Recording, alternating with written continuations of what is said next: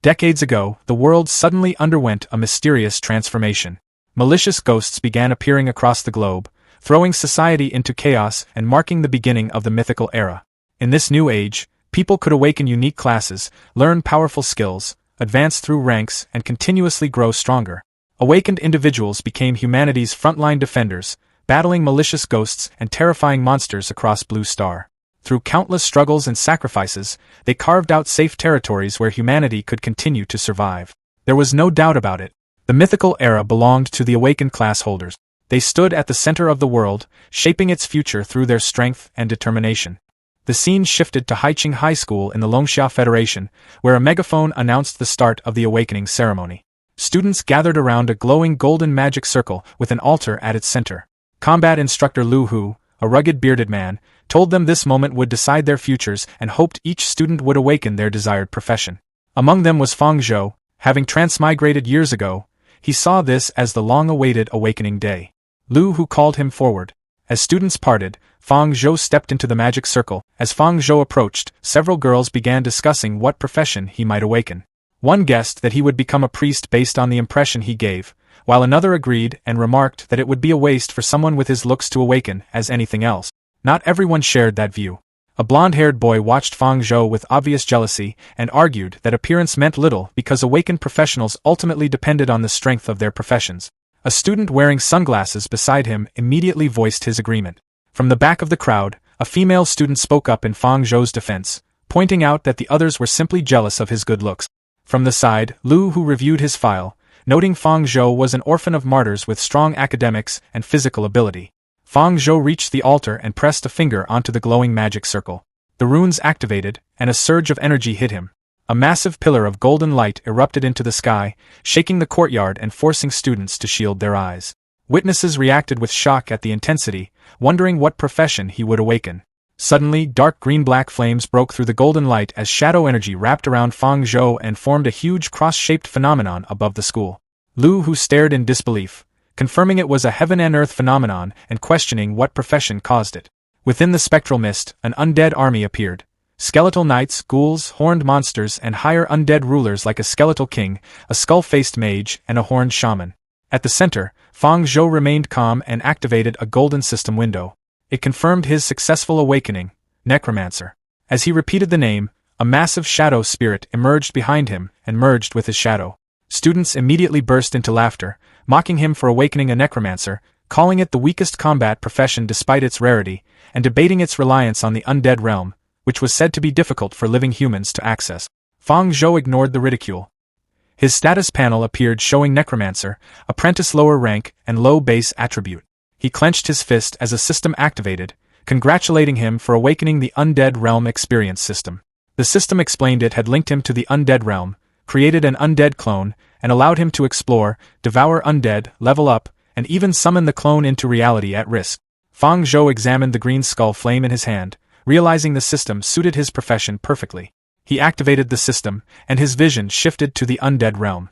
There, a towering skeletal warrior in dark armor stood in a ruined wasteland. Fang Zhou realized this was his clone and learned he could temporarily possess it, gain experience, and that slain undead could later be summoned in the real world.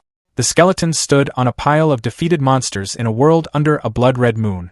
Understanding the system's potential, Fang Zhou concluded that with enough kills, he could build an endless undead army. He declared the entire undead realm would become his hunting ground. Fang Zhou decided to save exploring the undead realm for later and focus on the awakening ceremony instead. He instructed the system to summon his clone into the real world. The system responded immediately, and a green, ice-shaped magic circle formed beneath him. Ethereal chains and glowing runes surged upward as a pillar of green flame appeared, gradually materializing his armored skeleton clone wrapped in a dark cloak. Fang Zhou noted that it could be fully summoned in reality and was currently his strongest summon.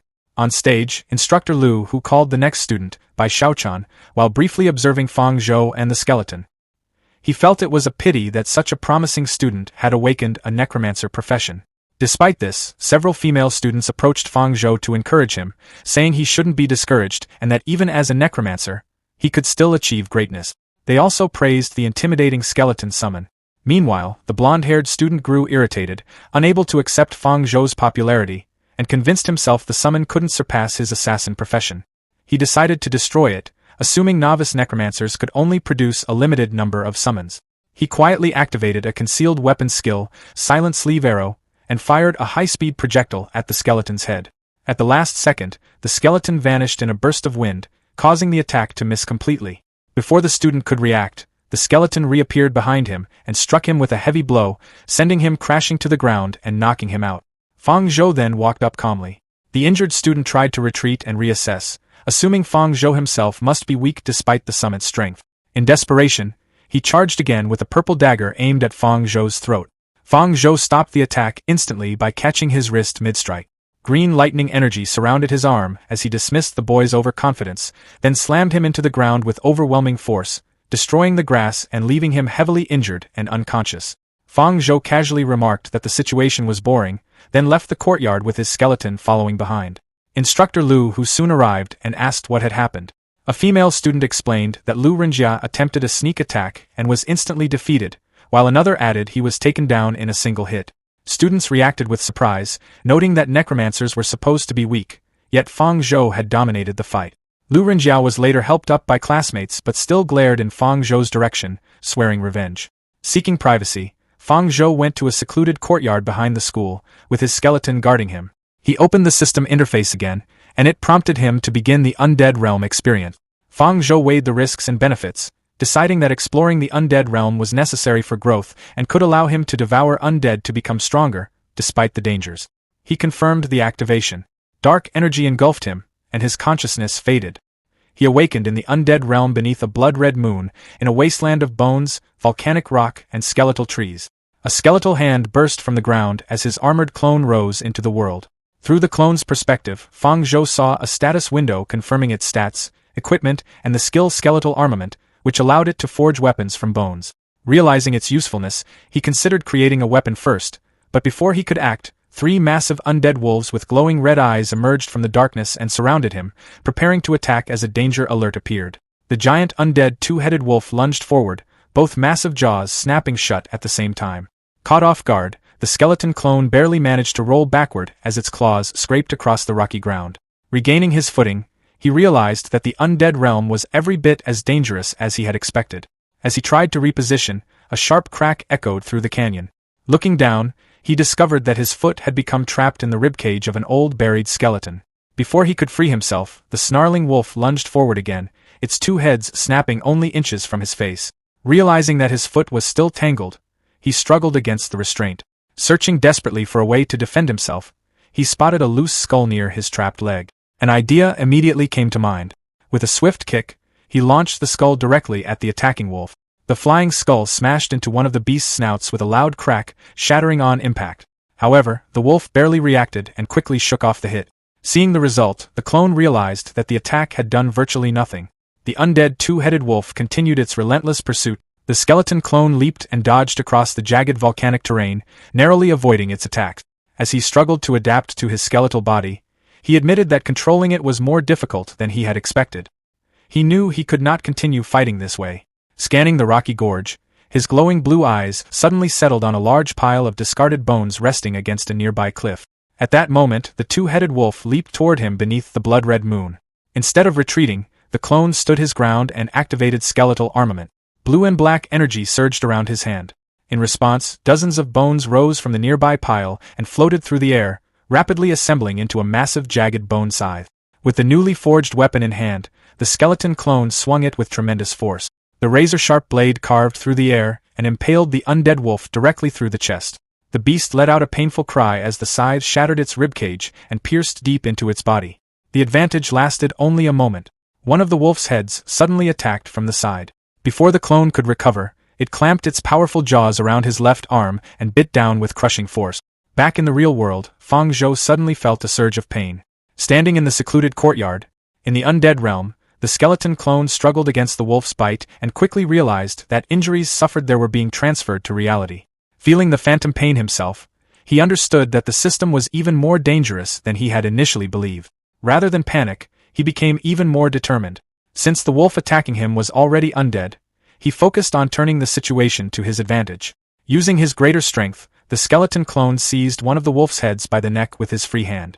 With a powerful twist, he tore the head completely from its body. Holding the severed head high, he commanded death itself to serve him. With a sharp motion, Fang Zhou's bone scythe transformed into a long interlocking skeletal whip chain. He swung it in rapid, sweeping arcs, releasing a wide circular attack that cut cleanly through the charging wolves. The weapon tore through their bodies, bringing the entire pack down and ending the fight. The battlefield fell silent, leaving only the motionless remains of the undead wolves scattered across the desolate ground. The skeleton clone released his weapon, noting that skeletal armament was even more effective than expected, just as the system-based skill suggested. As he looked at the lead wolf's corpse, he noticed a flickering blue flame rising from it. Curious, he focused on it. Suddenly, a strong sensation of hunger surged through him, sharp and instinctive, forcing him to instinctively clutch his chest. The feeling intensified, overwhelming his thoughts. The system issued instinct-like prompts urging him to consume it. Without resistance, the skeleton clone moved forward and gathered the blue flame. He brought it to himself and absorbed the soul fire in a single motion. A system notification immediately appeared, confirming an attribute increase. His strength rose to 1.1, while his other attributes remained unchanged. Noticing the change, he understood that the increase was linked to skeletal armament and the act of consuming the soul energy. Another system window appeared, identifying his soul power value as 0.1. He questioned what soul power could be used for. The interface expanded and explained that soul power was converted from soul energy and could be used for skill deduction, increasing potential, and enhancing equipment. From this information, Fang Zhou understood the general path ahead. He envisioned the process of exploration, devouring, and evolution as the method to grow stronger. With his skeleton clone's perspective merging with his awareness, he realized that continuous hunting would allow him to grow without limit. He then looked out across the vast canyon, where countless skeletal soldiers wandered aimlessly through the dust. The scale of the hunting ground made the opportunity clear. However, his thoughts were interrupted by a faint sound of footsteps in the distance. The skeleton clone turned sharply toward the source of the sound and focused on a lone dark figure slowly approaching from the shadows. In the dark canyons of the undead realm, a mindless wandering skeleton wielding rusty twin blades slowly approached Fang Zhou's clone. A green system window immediately analyzed the target and identified it as cannon fodder summoned by necromancers, describing it as an apprentice-level undead creature with a frail body and no intelligence, noting that its weakness lay in its soul fire. Seeing the target, the skeleton clone raised his hand and activated skeletal armament. Dark energy gathered from the nearby bone pile and formed a massive jagged bone spear in his grip. The system confirmed that the equipment bone spear had been successfully forged. With the new weapon, the skeleton clone moved forward at high speed and thrust the spear through the chest of the incoming skeleton. The impact shattered its ribcage and released a burst of blue soul fire. The system recorded an increase in agility and soul power. Without stopping, the clone rotated the spear and smashed another wandering skeleton into dust, which triggered another increase in constitution and soul power. He continued absorbing the soul flames as he fought, and the accumulation of power became visible. After clearing the enemies, he reviewed his current status, noting significant increases in all attributes and a large amount of accumulated soul power. Despite his growth, he reflected that it still was not enough and decided he could become even stronger. The setting shifted back to Haiqing High School under bright daylight. Fang Zhou was in the secluded courtyard when he was suddenly called by a familiar voice. A girl, by Xiaochan, stood beside him and tried to get his attention. As he came back to awareness, he was surprised to see her there and asked why she had come. She immediately noticed a wound on his left arm and reacted with concern, pointing it out. Fang Zhou saw that the injury matched the bite his clone had received in the undead realm. Misunderstanding the situation, Bai Xiaochan assumed he had been harming himself due to dissatisfaction with his new profession and criticized him for it. Fang Zhou realized he had been misunderstood and decided that he needed a more private place to conduct future undead realm sessions. He told her the wound was just a minor scratch. Bai Xiaochan remained doubtful but was interrupted by the school bell signaling the start of meditation class. She suggested they return to class, and they began walking together toward the main building. As they walked, Fang Zhou suddenly felt sharp pain in his chest and began coughing. Bai Xiaochan immediately insisted on taking him to the infirmary, but Fang Zhou insisted he was fine. At that moment, a system warning appeared, noting that his undead realm session had lasted too long and advising him to pay attention to his physical condition. Fang Zhou then noticed that his real-world attributes had increased, showing improvements in strength, constitution, agility, and spirit, along with a new option labeled deducible skill. He became focused on the new system feature, realizing it could potentially allow him to create new abilities, similar to top-tier awakened professionals. The bell rang through Haiqing High School's teaching building as students sat in their classroom. At the front, Shun Hongyu, the teacher responsible for meditation class, introduced herself. Holding up a meditation manual, she explained that it contained the basic meditation methods corresponding to each student's profession. She instructed everyone to use meditation to display their professional abilities. Shun Hongyu went on to explain that meditation increased spirit power, the foundation of professional skills. She assured the class that failing at first was normal and mentioned that even she had needed half a month of practice before she could achieve it. Fang Zhou listened quietly from his seat, showing little interest in the speech. At that moment, a system prompt appeared before him, informing him that the skeleton meditation method had been detected and could be quickly deduced to the entry stage. It asked whether he wanted to begin learning it. Fang Zhou immediately chose to learn the skill. Energy gathered around his head as the system completed the process. A notification soon informed him that he had successfully learned the skeleton meditation method. The skill description stated that it was an apprentice-level entry-stage meditation method for necromancers that could gradually increase the spirit attribute through visualizing a skeleton. Fang Zhou considered the explanation and found it unsurprising. To him, visualizing a skeleton was no different from looking at his own skeleton clone. More importantly, Fang Zhou realized that whenever his clone entered the undead realm, it also counted as a form of meditation. That meant that while his main body rested in the real world, the skeleton clone could continue cultivating inside the undead realm. In effect, he could train around the clock. A system notification soon appeared, reminding him that entering the undead realm consumed spirit power. If the growth of either body was neglected, the resulting burden could become dangerous. Understanding the risk, Fang Zhou wasted no time and sent the clone back into the undead realm. The skeleton clone immediately resumed hunting low-level undead creatures. Fang Zhou was very satisfied with this arrangement. While other students had to spend hours cultivating, he could continuously hunt monsters and grow stronger at the same time. Before he could think further, another system notification appeared. It informed him that one of his clone skills had reached instinct proficiency and could now be used as material to deduce an unknown skill for his main body at the cost of 10 points of soul power. Looking at his status window, Fang Zhou saw the option for a deducible skill.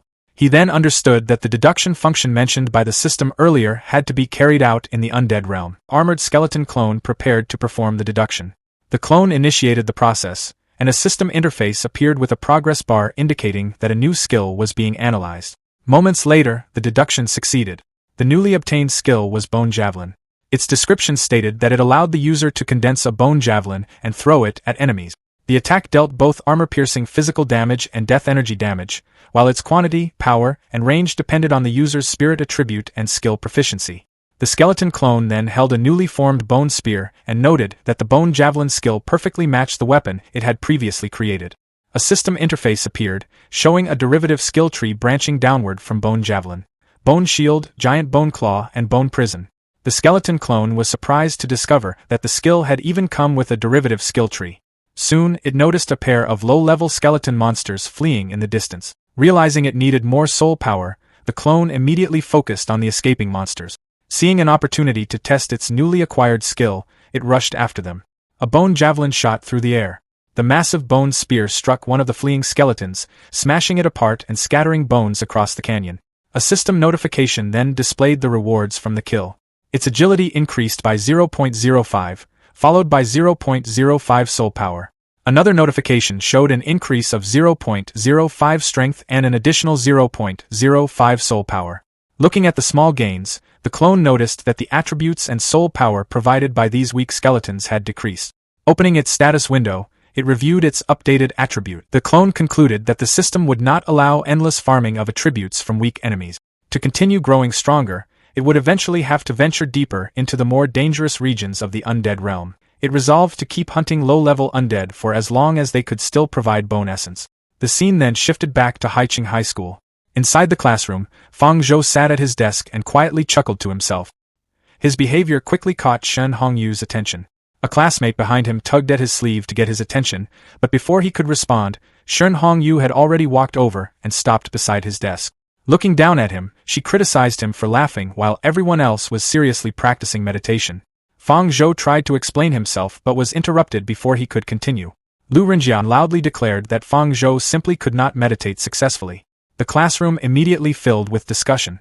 Some students pointed out that rare professions should have stronger meditation effects, while others argued that it depended entirely on the profession itself. Several students then brought up the fact that necromancers were extremely rare and that the skeleton meditation method was rumored to be incomplete. Because of that, they believed it was understandable if Fang Zhou struggled to enter a meditative state. Fang Zhou remained silent as the conversation continued around him. Shen Hongyu acknowledged that meditation was especially difficult for necromancers, but she told him that difficulty was no excuse to give up. She further pointed out that because he was not participating, the entire class had been distracted. To make her point, she directed everyone's attention toward Lu Rinjia. Above Lu Rinjia's hand floated a fiery dagger handle that he had formed through meditation. Shen Hongyu praised him, explaining that he had already managed to meditate a knife handle into existence within a single class. Lu Rinjia accepted the praise and stated that he had only comprehended about 1/3 of the meditation method.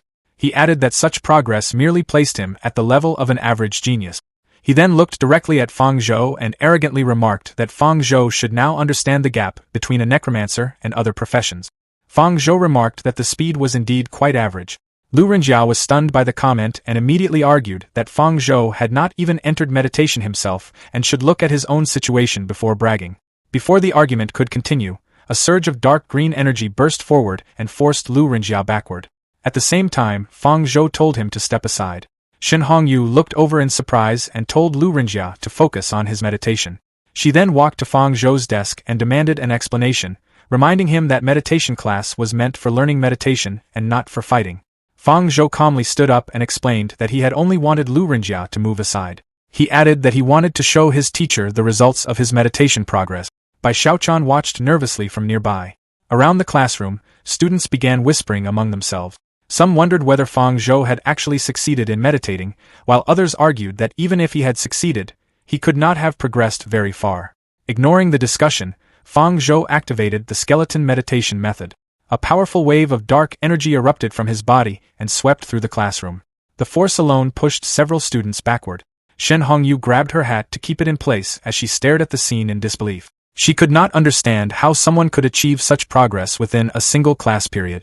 Behind Fang Zhou, the phantom image of his armored skeleton clone appeared. Standing within the swirling energy, Fang Zhou confidently remarked that compared to an average genius, he was probably 100 million times better. At that moment, Instructor Lu who entered the classroom. He commented that their results with the meditation methods seemed quite good. He then announced that there would be a test the next day. Fang Zhou looked over in surprise and asked about the test. The announcement immediately caused an uproar throughout the classroom. Students complained that combat class was arriving too soon, while others worried that they had not even reached the entry stage of their meditation methods yet. Amid the commotion, Lu Rinjia shot Fang Zhou a hostile look. He inwardly mocked him, believing that combat class would be completely different from meditation training.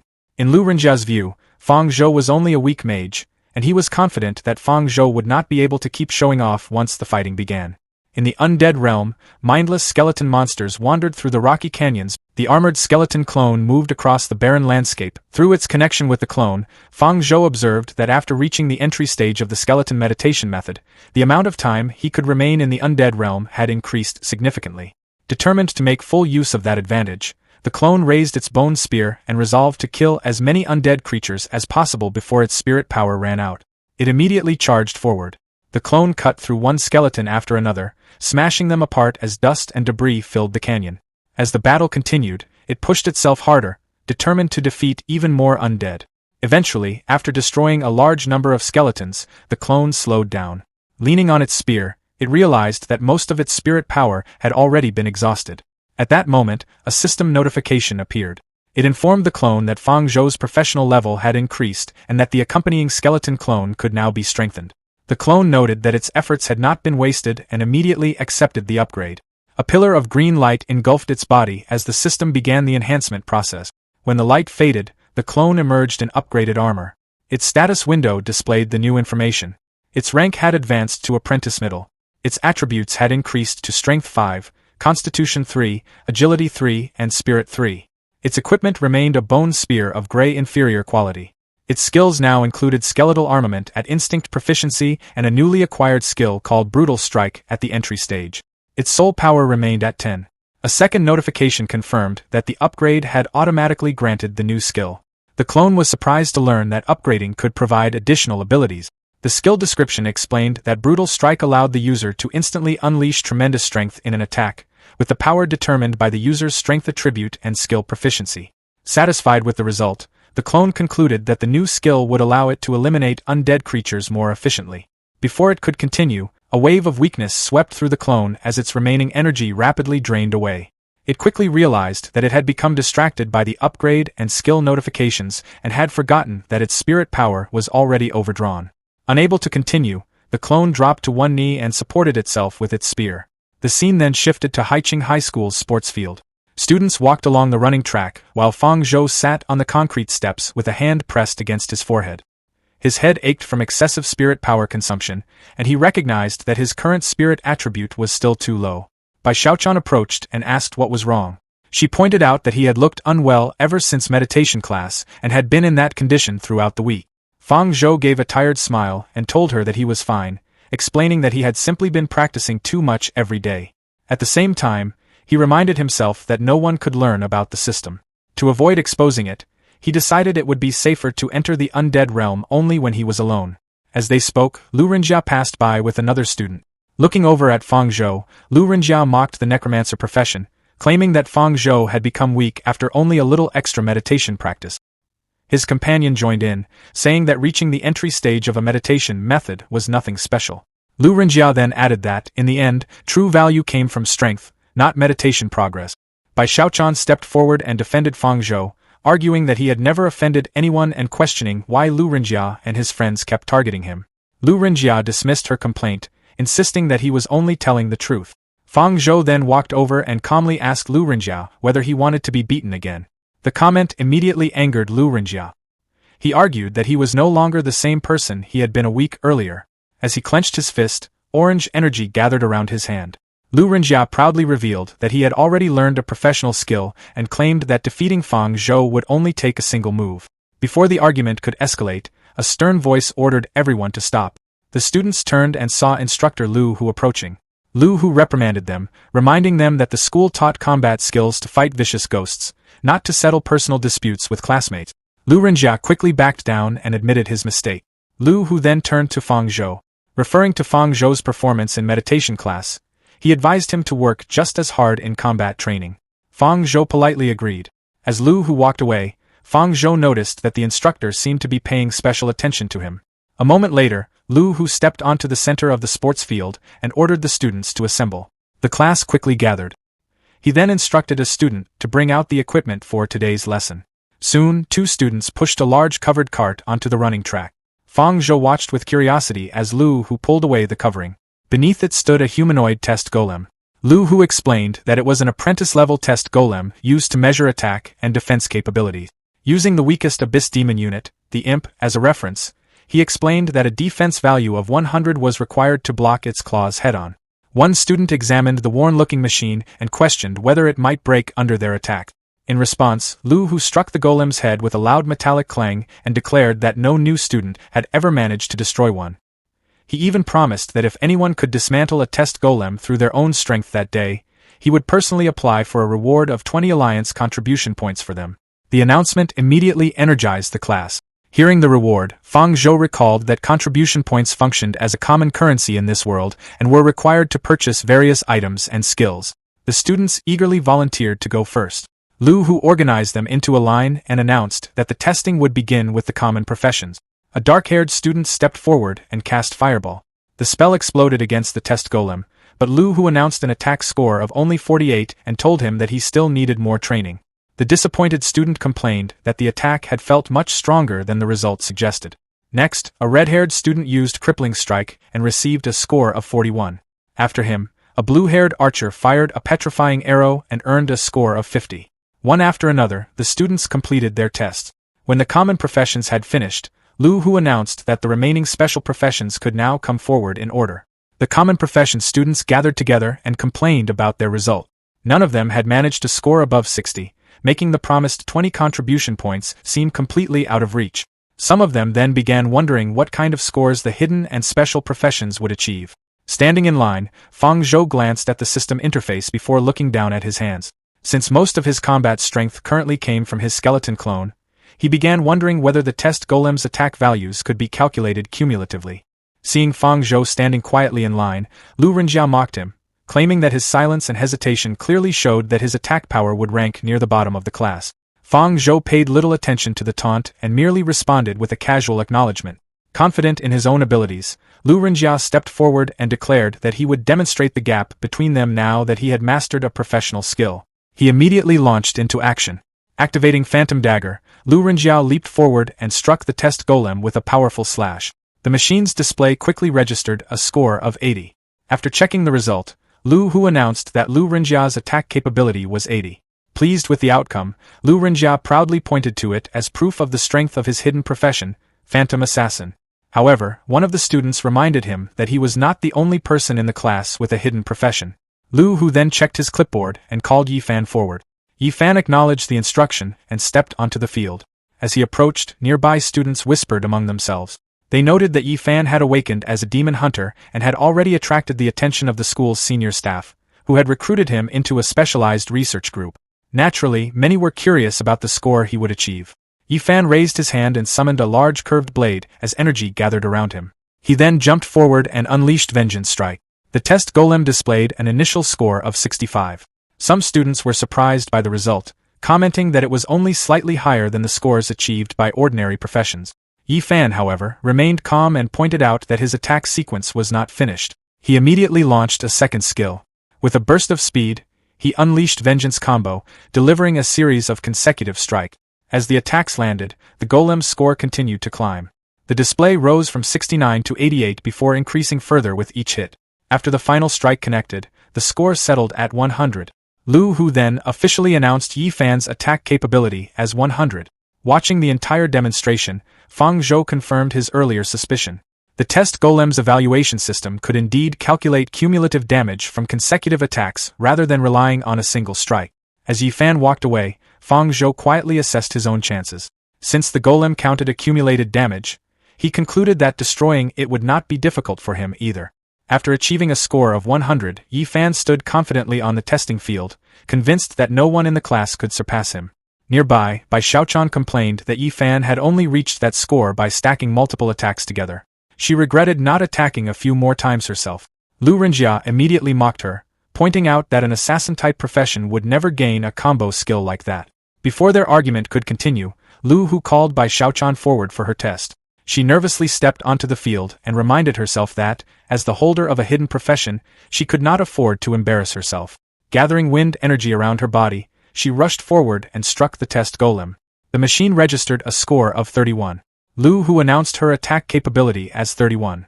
Bai Xiaochan could only sigh, concluding that support professions simply lacked offensive power. Lu Renjia burst into laughter and ridiculed the result. He claimed that if he had awakened as an assassin, his score would easily have exceeded 80. The testing continued. Next, Gu Zhiqiu stepped forward and used Chain Wind Energy Missile, earning an attack score of 72. After him, Zhao Yuan activated Shield Armor Charge and achieved a score of 69. Chun Yong then used Giant Hammer Smash and registered a score of 84. As the results accumulated, students discussed the impressive performances. Even so, no one had managed to surpass Yi Fan's score of 100 or destroy the golem. Someone then pointed out that one hidden profession had not yet taken the test. That person was Fang Zhou, the Necromancer. The moment his name came up, Lu Renjiao laughed and dismissed the idea that Fang Zhou could accomplish anything. He doubted Fang Zhou would even reach 10 attack points and questioned whether his skeletons could stand properly at all. Fang Zhou calmly asked whether Lu Renjia was really so certain that he could not win the 20 contribution points. Confident as ever, Lu Renjia declared that if Fang Zhou managed to destroy the golem, he would eat it on the spot. Fang Zhou simply smiled and reminded him to remember those words. He then walked to the center of the field and asked everyone to step back. Lu Renjia assumed Fang Zhou was worried about being laughed at for a low score, but Fang Zhou explained that the skill he was about to use required a lot of space. Dark clouds gathered overhead as green magical chains spread around him. Moments later, 10 skeletons rose from the ground. The sight stunned everyone present. Students immediately questioned how an apprentice-level necromancer could summon 10 skeletons when newly awakened necromancers were usually limited to only 2. Some even wondered whether Fang Zhou had already advanced to the Black Iron rank. Even Instructor Lu Hu found it hard to believe. He recalled that Su Xinyan, widely regarded as the most talented necromancer in history, had only been able to summon 5 skeletons when she first awakened. The comparison made him question whether Fang Zhou's talent might be even greater. Watching the reaction, Fang Zhou quietly noted that he had already held back. Otherwise, the attention he attracted would have been even more overwhelming. He then gave a single command for the skeletons to attack. The undead army immediately charged forward. Their speed shocked Lu Renjia, and they quickly surrounded the test golem with a barrage of attack. The score on the display rapidly climbed from 30 to 45 and then to 60 before finally stopping at 65. Seeing the result, Lu Renjia relaxed and laughed. He argued that the attack value was nothing special. Other students agreed that while 65 was respectable for a normal warrior, it seemed underwhelming for a summoner controlling so many skeletons. Lu Renjia mocked the result further, pointing out that each skeleton had contributed less than 10 points on average. Fang Zhou calmly told him not to rush to conclusions because the test had only just begun. When Lu Renjia questioned him again, Fang Zhou snapped his fingers.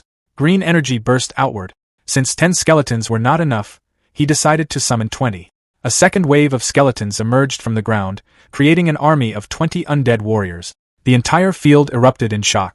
Bai Xiaochan watched excitedly and cheered for Fang Zhou, saying she had known he could do it. The skeleton horde resumed its assault. The score quickly climbed to 81, then 97, and soon surpassed 108. Under the relentless attacks, one of the golem's arms was completely destroyed. A massive explosion followed. When the smoke finally began to clear, the golem's head flew into the air while its damaged display crashed to the ground. The screen showed a final score of 999. The students were stunned before breaking into loud disbelief. Fang Zhou had pushed the golem beyond its limits and completely destroyed it. Meanwhile, Lu Renjia stared at the wreckage in horror. Fang Zhou calmly walked over to the shattered machine and placed a hand on its severed head. He reminded Lu Renjia of his promise and informed him that he could start eating the golem now. Lu Renjia could barely respond. Fang Zhou then said that he did not actually have to eat it if he did not want to. However, he warned Lu Renjia to stay out of his sight from now on. Terrified, Lu Renjia immediately ran away while swearing that he would settle the score another time. Afterward, Bai Xiaochan rushed over and excitedly asked Fang Zhou how he had become so strong. She even begged him to teach her. Fang Zhou awkwardly replied that he had only been doing normal meditation training. Instructor Lu who soon approached as well. He praised Fang Zhou's performance and promised to fight for a place for him on the school's specially cultivated seed list. The scene then shifted to the principal's office. The white-haired principal sat behind his desk reviewing a report on the latest awakening result. Out of 10,000 new students, 9,103 had successfully awakened, resulting in an awakening rate of roughly 91%. He reviewed a list of 85 rare professionals selected for the seed program, including Zhao Yuan, Bai Xiaochan, Gu Zhiqiu, and Yi Fan. The principal considered adding all 85 directly to the school's list of 100 seed candidates. However, when he reached Fang Zhou's profile, he paused. After looking over the information on the Necromancer, the principal coldly concluded that the profession had no future and decided that Fang Zhou should be excluded from the seed list. In the principal's office, the principal was seated at his desk when he instructed someone to come in. Instructor Lu entered quickly with several papers in hand. The principal asked why he was not in combat class and how he had time to report something. Instructor Lu responded that he had an urgent matter to report. The principal looked over the document and asked why he was in such a hurry. He then immediately located the relevant file. Instructor Lu presented Fang Zhou's file and identified Fang Zhou as a necromancer. He strongly recommended that Fang Zhou be added to the school's seed list. The principal acknowledged that the necromancer profession had strong potential but stated that in practice, it was extremely difficult to fully develop. Instructor Lu countered by pointing out that Major Su Xinyan was also a necromancer and had combat power comparable to other mages. The principal responded that Su Xinyan only appeared successful because she had been fully nurtured by him, her former mentor, and questioned what qualifications Fang Zhou could possibly have. He then reminded Instructor Lu that Fang Zhou's parents had once been comrades in arms and were recognized as Federation heroes, but stressed that the seed list was extremely important and came with both resources and responsibility. Instructor Lu insisted on his recommendation and submitted reports from Fang Zhou's meditation and combat classes. The principal reacted with surprise after reading them, noting that Fang Zhou had learned the skeleton meditation method in his very first meditation class and could summon over 20 skeletons in actual combat. Instructor Lu argued that Fang Zhou's talent could allow him to make history for necromancers. The principal stopped the discussion and decided to evaluate Fang Zhou's results after the simulated battlefield was opened. As he examined the file more closely, the principal expressed interest in seeing what Fang Zhou was capable of. Outside, Fang Zhou walked together with Bai Xiaochan. Bai Xiaochan asked how he had managed to achieve such results, noting that summoning so many skeletons in the first combat class was unusual. Fang Zhou replied that it was simply a matter of summoning a few more and that it was not a big deal. Bai Xiaochan accused him of being overly humble to the point of arrogance, but Fang Zhou repeated that he did not think it was impressive. Internally, he reflected that he could not reveal that his current strength was only a fraction of what he could actually do. He smirked quietly as Yi Fan called out to him and asked him to wait. Yi Fan confidently declared that he had never been weaker than anyone and that among everyone in Class 1, only Fang Zhou was worthy of being his opponent. Bai Xiaochan and Fang Zhou both fell silent at the statement. Fang Zhou declined the challenge and started walking away, saying he had no interest in dealing with him. Bai Xiaochan found his behavior rather strange. Yi Fan stopped him and clarified that it was not a simple challenge, but a request for him to become a sparring partner. Yi Fan recalled that after awakening the rare demon hunter profession, he had joined a demon hunter research group where a sparring partner of equal strength was required for further study. Fang Zhou questioned why he should participate in Yi Fan's research. Yi Fan offered 10 contribution points, explaining that it covered 2 weeks of sparring services along with room and board. Fang Zhou immediately agreed and shook hands to confirm the deal. Yi Fan was satisfied, remarking that Fang Zhou truly lived up to being the rival he had chosen, then expressed surprise that he had agreed so quickly. Fang Zhou then told him to follow without delay. As they walked, Bai Xiaochan asked Fang Zhou if he had really accepted such a strange person so easily. Fang Zhou replied that 10 contribution points was quite a significant amount. Fang Zhou privately reflected that those at a certain place likely needed resources like these. As Bai Xiaochan and Fang Zhou walked together, Bai Xiaochan wondered aloud if Yi Fan was a second-generation rich kid, since he seemed unusually generous. Fang Zhou dismissed the idea and explained that Yi Fan was not wealthy at all and that the contribution points had been advanced by the Research Association. Bai Xiaochan was surprised and asked if the Research Association was really that generous. Fang Zhou clarified that it was only in advance and that Yi Fan would eventually have to repay it. He further commented that, given Yi Fan's extravagant spending habits, he would likely end up in debt for about 20 years after graduation. Bai Xiaochan reacted with surprise at this explanation. At that moment, Yi Fan called for them to hurry and led them into a building. Inside, Yi Fan introduced the laboratory and asked for their opinion. Fang Zhou noted that it was a highly well-equipped facility and remarked that the treatment for rare professionals was indeed extraordinary. A man then introduced himself as Chen Qingshan, a silver-level Gale Ranger and the person in charge of the Demon Hunter Research Association. Fang Zhou and Bai Xiaochan greeted him, and Chen Qingshan acknowledged them. Fang Zhou observed that although Chen Qingshan worked in logistics research, he still carried the aura of someone who had experienced frontline battles. As they walked through the lab, Chen Qingshan explained that recently in the Abyss Mystic Realm, a senior demon hunter had achieved a legendary crown and successfully slain an Abyss Lord, demonstrating immense combat power. He then stated that after Yi Fan awakened his demon hunter profession, the Haiqing Military Academy placed great importance on him and established the research group to fully develop his potential. Chen Qingshan also mentioned that he had reviewed Fang Zhou's files and, if Fang Zhou was interested, they could even establish a separate research association for him. Fang Zhou declined the offer. Internally, he thought he did not want to end up spending 20 years repaying debt after graduation. Chen Qingshan accepted his refusal and decided to proceed directly with the actual combat research. As Fang Zhou and Yi Fan headed downstairs toward the training area, Chen Qingshan explained that strict safety measures had already been put in place. He assured them that they could focus entirely on the battle without worrying about their lives being in danger. Fang Zhou considered Yi Fan's strengths, noting his speed and burst damage and how they would likely counter his skeleton summoning abilities. System displays his skill tree as Fang Zhou decided it was time to use skill deduction to further increase his combat power. He began upgrading his abilities. Summon Skeleton advanced, Bone Javelin reached level 2, and Bone Shield reached level 1. While Yi Fan removed his jacket in preparation for the match, Fang Zhou suddenly remembered that he had recently mastered the Bladed Bow's weapon mastery skill.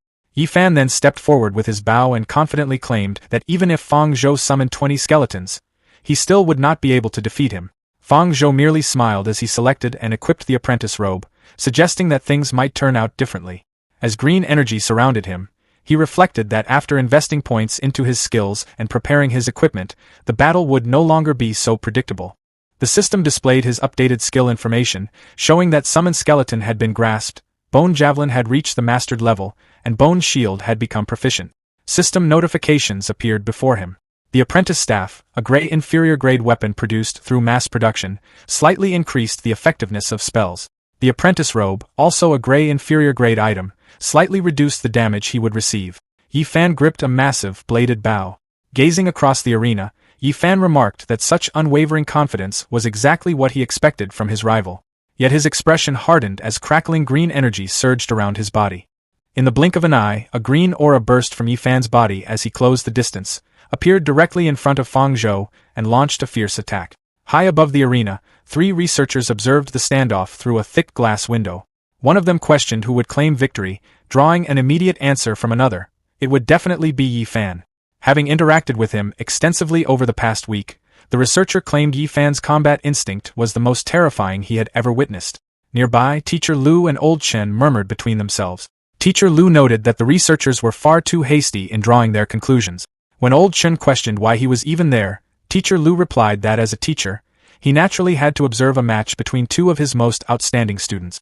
Old Chen raised an eyebrow, asking if Lu genuinely believed Fang Zhou could defeat Yi Fan. Teacher Lu confirmed it without hesitation.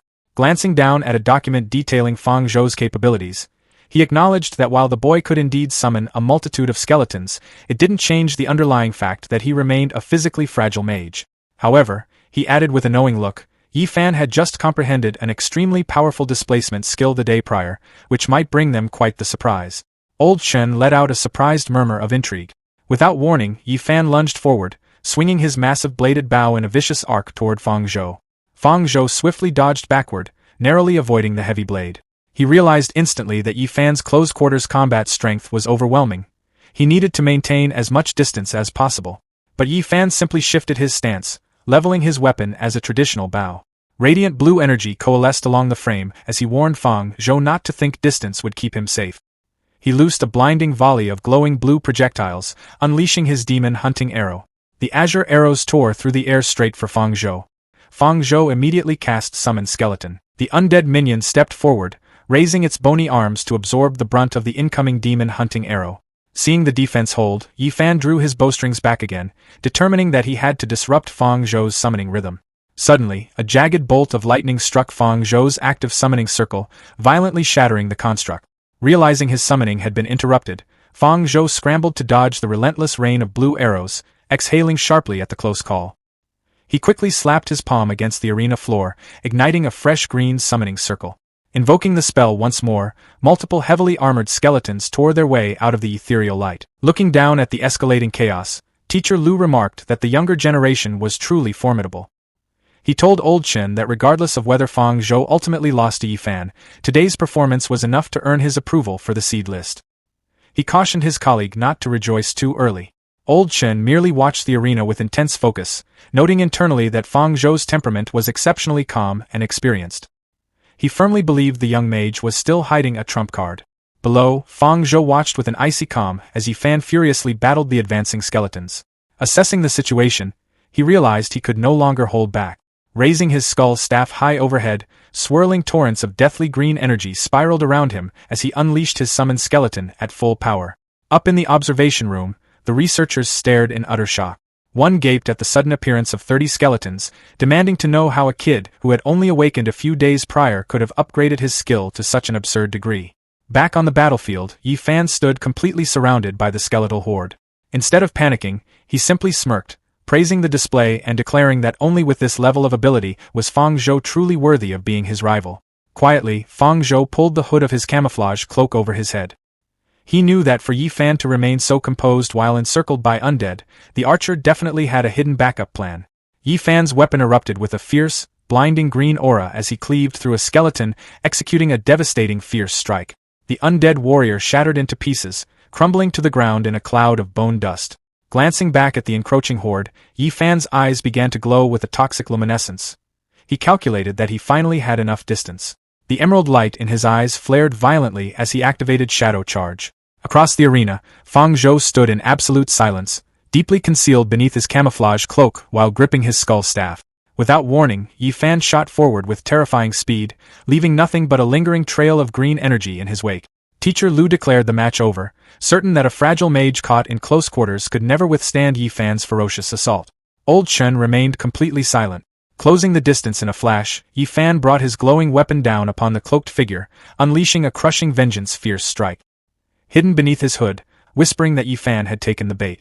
In a split second, Fang Zhou triggered his bone shield, projecting a massive, glowing green skull emblem into the air. The ethereal barrier intercepted the heavy blade with a deafening crash, completely absorbing the impact and throwing Yifan backward.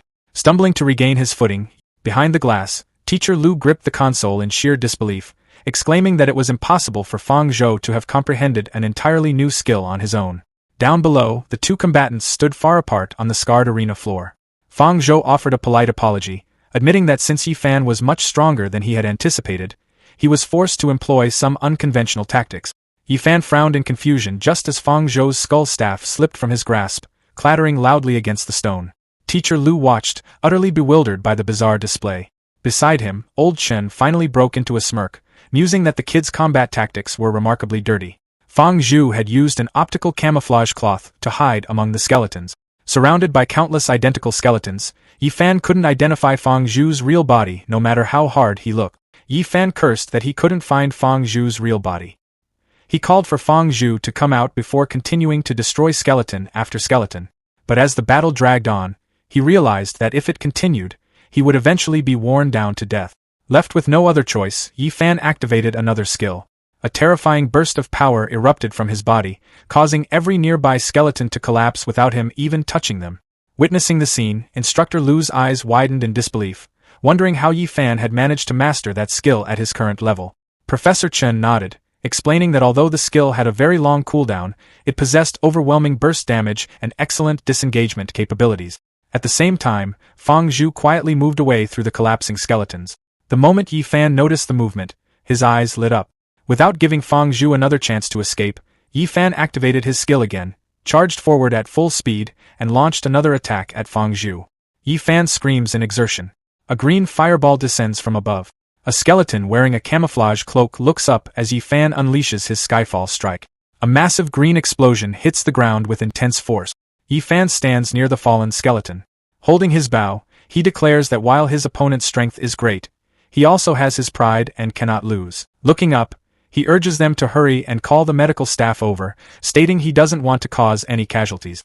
Up in the observation deck, Old Chen, Teacher Lu, and Bai Xiaochan observe the arena. Yifan notices their expressions and thinks that their expressions are wrong, and this isn't the look you give to a victor. Yifan looks forward. The skeleton in the camouflage cloak lies motionless on the ground. Yifan looks down in shock. Seeing the skeleton's skull exposed, he realizes in alarm that this isn't Fang Zhou. Yifan realizes that it is a reverse disguise plus a double disguise. He thinks that it is not that Fang Zhou disguised himself as a skeleton, but rather he made the skeleton disguise itself as him disguising himself as a skeleton.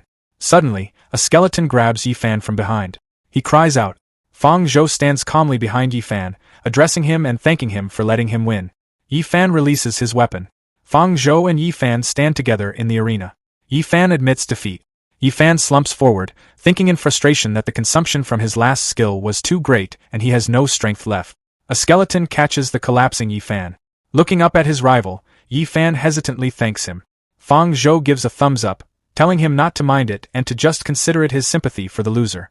Skeletons carry Yifan away on a stretcher. Yifan yells that failure is merely the fuel for him to become stronger. Fang Zhou approaches Teacher Lu and Old Chen. Old Chen states that although he is reluctant to admit it, student Fang Zhou's combat power far exceeds his expectations. Fang Zhou respectfully acknowledges Professor Chen. As they continue talking, Old Chen adds that with such proficient methods, he will definitely become a tactical master in the future. Fang Zhou thinks to himself, wondering why he feels like he isn't being praised. Teacher Lu speaks to Fang Zhou, asking if the shield spell he released just now is a new skill he comprehended himself. Fang Zhou confirms it to Teacher Lu. Displaying a glowing bone shield and bone javelins, Fang Zhou explains that he gained some insights while practicing Summon Skeleton and comprehended 2 new skills. He states that he named them Bone Javelin and Bone Shield. Old Chen and Teacher Lu look forward in silence.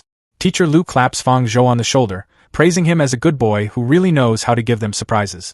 Fang Zhou asks his teacher to please be gentle.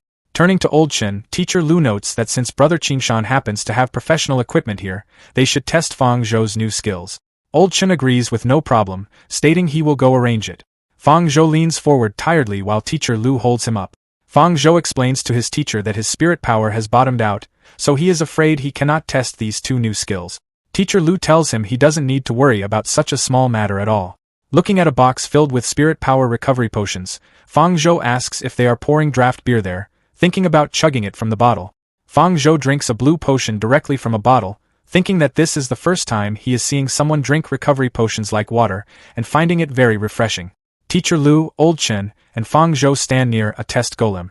Teacher Lu tells him to get ready and they will begin the test. Old Chen confirms the golem is ready and Fang Zhou agrees. The test golem stands ready as Teacher Lu instructs him to use his skill to attack it, just like in combat class. Fang Zhou agrees. Holding his glowing skull staff, Fang Zhou casts Bone Flying Spear.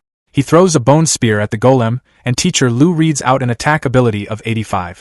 Old Chen smiles as he looks at a tablet while a female researcher exclaims what a high attack ability it is. Old Chen notes that for a newly awakened student, it is exceptionally outstanding, adding that the key is that this is his self-created skill. Fang Zhou looks forward as Teacher Lu instructs him to get ready, as next they will test his skill's defense ability. Fang Zhou agrees. The test golem charges forward. Fang Zhou blocks the golem's punch with a bone shield, casting Bone Shield. Teacher Lu reads out a defense ability of 80.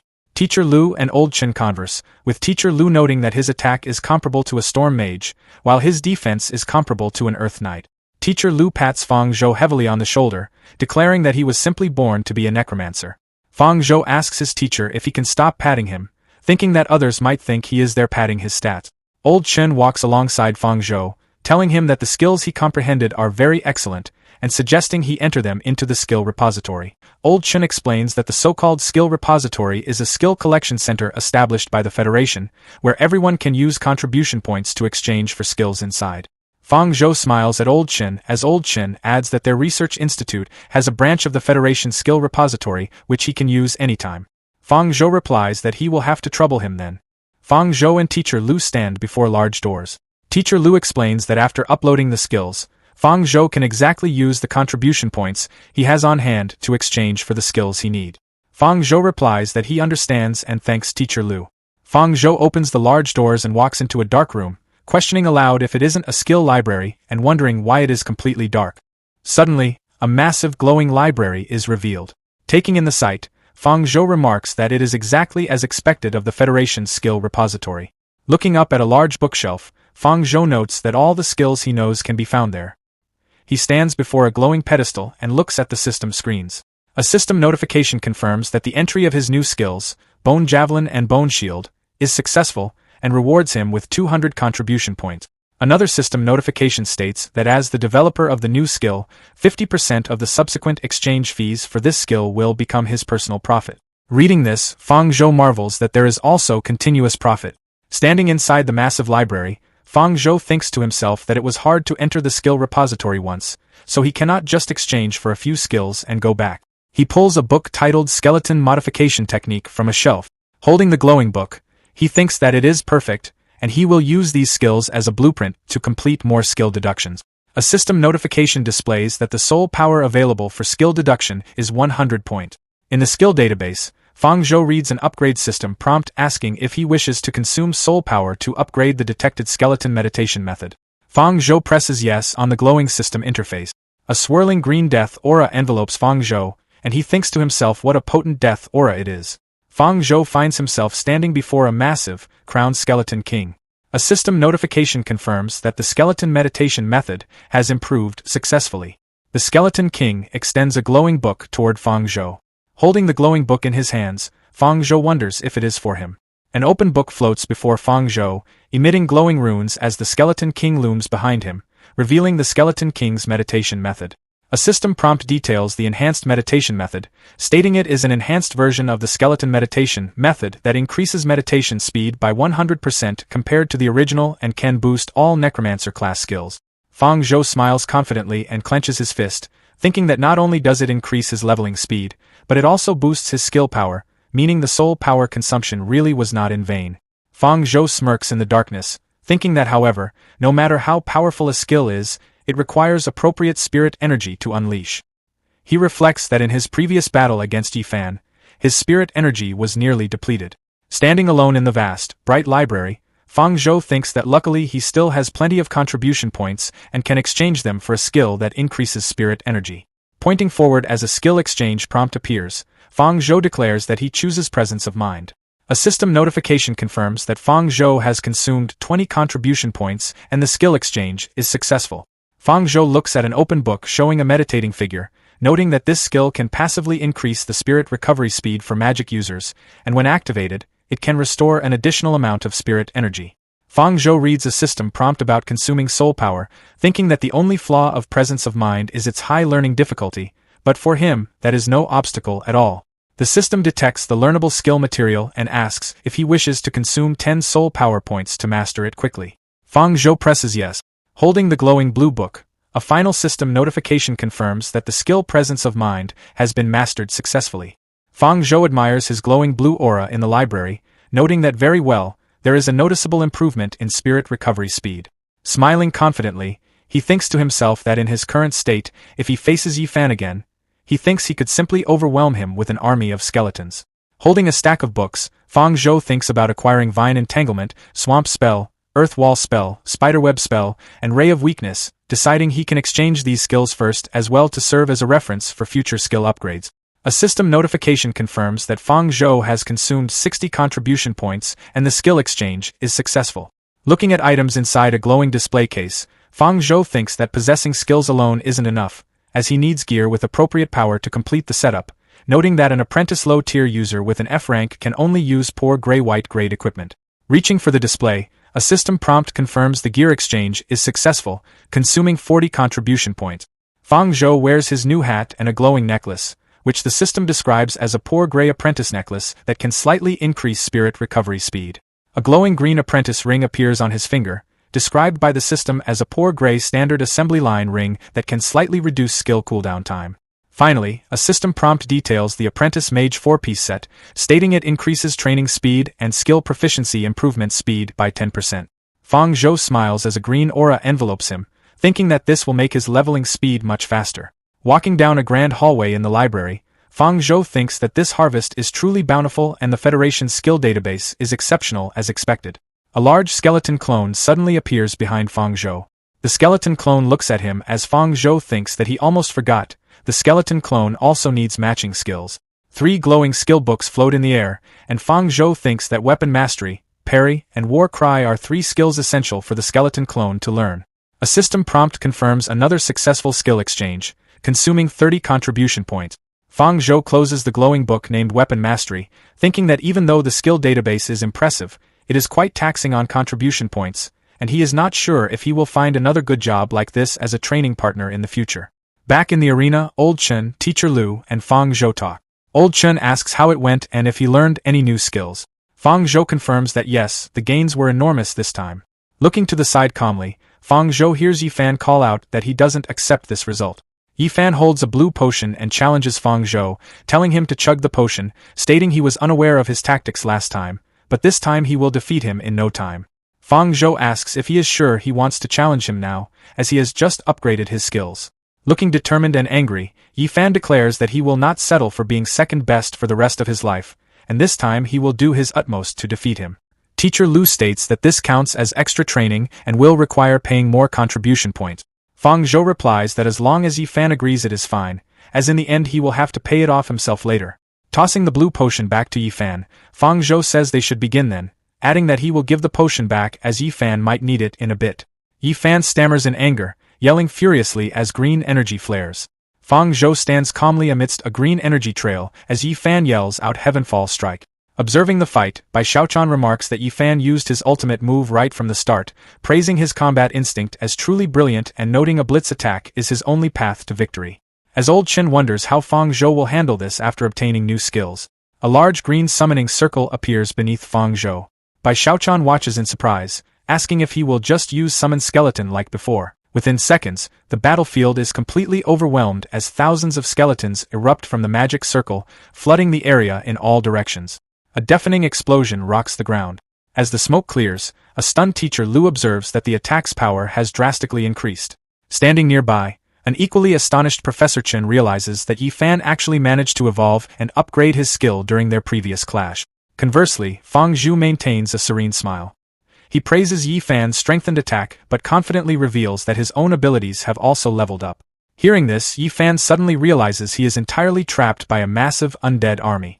Glaring at the encroaching skeletons, he screams in utter frustration that he was so close to succeeding.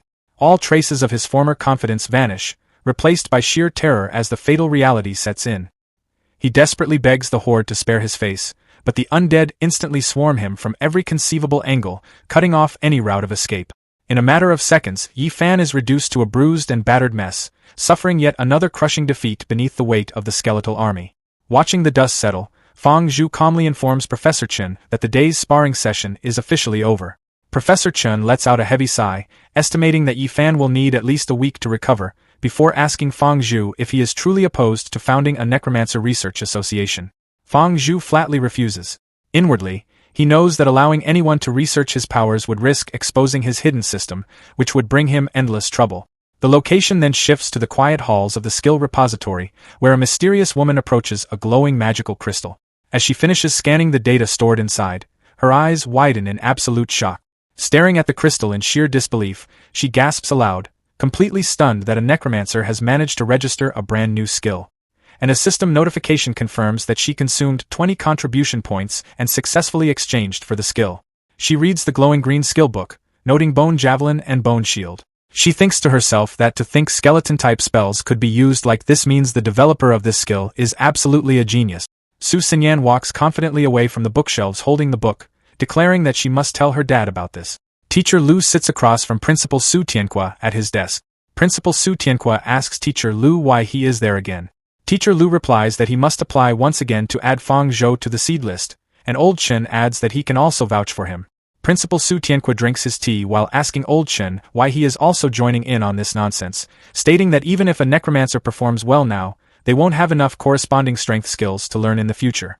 Principal Su Tianhua suddenly spits out his tea in shock as Teacher Lu explains that Fang Zhou has already comprehended 2 necromancer skills on his own.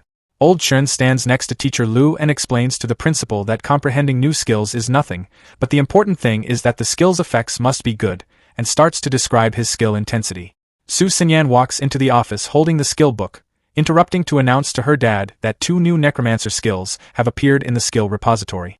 Principal Su Tianhua looks confused, questioning if she means necromancer skills. Su Xinyan summons glowing green bone javelins and a bone shield, explaining that she roughly studied them for a bit, and although she hasn't finished learning them yet, the skill's effects are definitely amazing. Principal Su Tianhua and Su Xinyan converse, with Su Xinyan asking her dad if he knows who the developer of these skills is, to which he stammers in reply. Su Xinyan looks excited with sparkling eyes, declaring that she wants to take him as her master. In the classroom, Fang Zhou meditates with his eyes closed. Yi Fan calls out to his rival, telling him to hurry and fight him. Yi Fan points at Fang Zhou while Bai Xiaochan stands behind him. Fang Zhou asks if he wants to fight again. Sitting at his desk looking bored, Fang Zhou asks how many times Yi Fan has challenged him already, and questions if he doesn't need to cultivate and improve. Yi Fan speaks confidently, saying this time is different. Yi Fan proudly points to an embarrassed Bai Xiaochan, declaring that over the past few days, with Bai Xiaochan's help, his strength has advanced by leaps and bounds and he can definitely defeat him. Bai Xiaochan clarifies that it was Yi Fan who begged her on his knees in public, and she only agreed to avoid misunderstandings. Fang Zhou looks over at Bai Xiaochan with interest, asking about her helping to improve strength. Bai Xiaochan explains her new skill with a smile, stating that when she was sleeping a few days ago, she comprehended a super useful support skill called Lullaby, which can speed up spirit power recovery speed and at the same time enhance the effects of meditation or training. Yi Fan stands beside Bai Xiaochan and explains the skill's limitation, noting that however, this skill can only be used 3 times a day, and he spent 2 contribution points every week just to exchange for this opportunity. Yi Fan leans aggressively over Fang Zhou's desk, while Fang Zhou thinks to himself, wondering if this guy wants to spend his entire life paying off debt. Yi Fan urges him on, stating that this time he has the confidence to defeat him. Fang Zhou looks down thoughtfully, thinking that regarding improving the effects of meditation and training, he wonders if it also has an effect on the skeleton Fang Zhou. Fang Zhou suddenly grabs Bai Xiaochan's shoulder, completely ignoring a shocked Yi Fan, and asks Xiaochan if she can sell her remaining usage of Lullaby to him. Bai Xiaochan hesitantly replies that it is not impossible, while Yi Fan yells at Fang Zhou not to ignore him. Fang Zhou raises his hand, casting Summon Skeleton. Standing surrounded by the summoned skeletons, Yi Fan hears Fang Zhou tell him to play with these skeletons first and to remember to transfer the contribution points to him after he finishes. Yi Fan curses him, asking how he dares look down on him like this. Fang Zhou turns to Bai Xiaochan and politely asks her to use Lullaby on him. She agrees. Bai Xiaochan casts Lullaby on a seated Fang Zhou, enveloping him in glowing green musical notes. In the red-skied undead realm, the skeleton clone meditate. The skeleton clone acknowledges the status effect of Lullaby, noting that it is very good that the effect of Lullaby can also influence the skeleton clone. A system prompt displays the skeleton clone's attributes, listing its rank as Apprentice Upper, attributes as Strength 1.8, Constitution 1.7, Agility 1.7, and Spirit 1.6, with a soul power of 50. Spotting an enemy in the undead realm, the skeleton clone remarks that it can use them perfectly to test out the clone's skill effects. An enemy skeleton charges forward with a spiked club. The skeleton clone tightly grips its bone spear and blocks the incoming attack using parry. A system prompt details the mechanics of the parry skill, stating it is grasped at the apprentice level and allows the user to assume a defensive stance to parry the next incoming attack, reducing the damage taken. The skeleton clone activates Weapon Mastery, transforming its grip. The skeleton clone violently smashes the enemy skeleton. The skeleton clone quickly spins its weapon around for a release. It then pierces the enemy's skull with a reverse thrust. Standing victorious, the skeleton clone notes that even the system rewards gained have increased by 10%, declaring that Lullaby is truly a divine skill. A system prompt confirms a gain of 0.11 strength and 0.55 soul power. In the distance, two massive enemy skeletons approach. The skeleton clone violently smashes the ground with its weapon, unleashing a blue energy trail. As it dashes forward, system notifications confirm multiple gains of 0.11 strength and 0.55 soul power. Looking at a large army of skeletons massed in the distance, the skeleton clone notes that there is still a whole undead legion. Deciding on its next move, it roars out, taunting the entire legion to come at it together. The army of skeletons turns their attention toward the skeleton clone, brandishing their weapons. As the skeleton clone roars, a system prompt details the battle cry skill, grasped at the apprentice level. It explains that letting out an inspiring battle cry grants a temporary increase to 3 major attributes: Strength, Constitution, and Agility, with the duration and extent of growth determined by the Strength attribute and skill proficiency. The horde of skeletons charges forward. The skeleton clone unleashes a furious flurry of blue energy strikes against them, triggering another system notification of a strength and soul power increase. Standing amidst blue flames with its body surging with power, the skeleton clone declares that it can still become even stronger. Rapid system prompts flash, confirming multiple continuous gains of 0.11 strength and 0.55 soul power. Suddenly, the skeleton clone looks up in surprise. A massive skeletal angel descends, wielding a huge glowing sword. The being is fully revealed with large wings and a halo, identified as a bone angel. Standing tiny before the massive bone angel in the fiery landscape, the skeleton clone questions in disbelief if a boss just spawned directly in the beginner village. The massive bone angel descends from the sky toward the skeleton clone, fiercely swinging its giant sword downwards. The giant sword crashes into the ground as the skeleton clone dodges backward. Crouching behind a rock while dark energy gathers around it, the skeleton clone thinks to itself that if this attack hits, it will definitely die. Leaping into the air toward the giant sword, the skeleton clone realizes that since defense is completely useless, it will take the initiative to attack. The skeleton clone activates Battle Cry with its eyes glowing intensely blue. Charging its bone spear while leaping through the air, the skeleton clone strikes the bone angel's shoulder using a shield-breaking stance while roaring furiously. A green energy icon flashes as Brutal Strike is activated. Roaring again, the skeleton clone rapidly strikes the bone angel using an arm-swinging stance. The massive bone angel recoils backward from the continuous assault, leaving the skeleton clone wondering what it is going to do next. The bone angel forcefully slams its giant skeletal hand down, surprising the skeleton clone with how decisive it is. The bone angel then fiercely swings its giant sword at the skeleton clone. The skeleton clone blocks the giant sword using its parry skill, sliding backward along the rocky ground from the immense impact. A massive blast of blue energy erupts from the rocky ground upon collision. As the bone angel walks slowly toward the recovering skeleton clone, the clone thinks that it is a good thing it shattered one of its arms in advance. Otherwise that hit would have caused all its bones to fall apart. However, its weakness has also been exposed, noting the blue fire burning on the bone angel's shattered skeletal arm. The bone angel raises its giant sword with its remaining arm, prompting the skeleton clone to wonder what it is trying to do. The bone angel begins spinning rapidly, generating a massive green tornado. The skeleton clone watches in alarm as the attack starts, realizing that things are not good. The bone angel spins rapidly, creating a massive green tornado of energy. Watching in awe as the spinning force shatters a mountain, the skeleton clone realizes that it is actually using the centrifugal force of spinning to make up for the strength of its lost arm, directly shattering the entire mountain. Target crosshairs appear as the green tornado charges toward it, and the skeleton clone notes that, moreover, during its spin, it has absolutely no way to aim at its weakness. Backed against a steep cliff, facing a dead end, the skeleton clone wonders in alarm where this bag of bones gets such a strong desire to fight, realizing with dread that it is a dead end. Looking determined as it faces the incoming sword wind, the skeleton clone resolves that it can only risk it all. It tightens its grip on its bone staff. As the violent green sword wind powerfully scrapes the rocky ground, the skeleton clone observes that just the sword wind alone is already enough to scrape bones and shear flesh. Spotting an opening, the skeleton clone activates charge, dashing forward with blue energy. It strikes the bone angel's leg, causing it to shatter while roaring fiercely. The skeleton clone mocks it, thinking that such a big guy actually has osteoporosis and should go back and get some calcium. The bone angel's chest is exposed, revealing a blue fire core. Realizing that the soul fire core is exposed, the skeleton clone decides that now is the time and throws multiple bone javelins directly at the exposed core. The bone angel looks down at the incoming attack in alarm and quickly folds its massive wing to block the javelins. Flapping its wings, the bone angel takes flight into the sky. The skeleton clone remarks that it knew it, as those wings couldn't possibly just be for show. The bone angel raises its sword, forming a giant glowing energy sphere. Standing ready as a system prompt appears, the skeleton clone adds that, unfortunately, its system isn't just for show either. A system prompt confirms that the fusion deduction of web spell and skeletal armament is in progress. A system prompt chimes to confirm the successful deduction of the bone shackles skill, detailing it as an apprentice-level, proficient skill that condenses undead mana into sturdy bone shackles to bind the enemy. It notes that the binding strength, duration, and casting distance depend on the spirit attribute and skill proficiency. The skeleton clone smiles, manifesting a glowing blue bone shackles icon, and remarks that it is very good and exactly as it deduced, observing that skill deduction can fuse the characteristics of other professional skills into even more powerful undead skills.